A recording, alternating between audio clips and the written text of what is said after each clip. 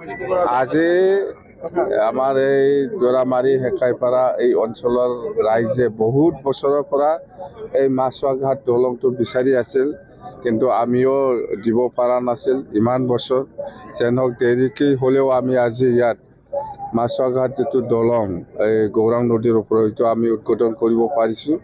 খুব ভাল লাগিছে আৰু অতি সোনকালে এই দলংটো 1 বছৰৰ ভিতৰতে শেষ কৰিব পাৰিব বুলি ইহঁতে কৈছে। যেন হওক 1 বছৰ বেছি লাগিলেও একো প্ৰব্লেম নাই, 1.5 বছৰেই লাগক। মুঠতে এইটো দলংটো যে আমি বনাব পাৰিছোঁ এতিয়া, মই খুব ভাল লাগিছে।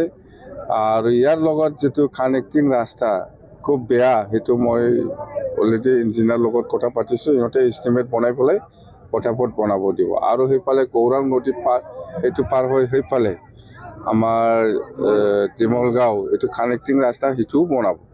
মই ইঞ্জিনিয়াৰ অলৰেডি কৈছোঁ, পইচা আছে, প্ৰব্লেম নাই। দে, থেংক ইউ।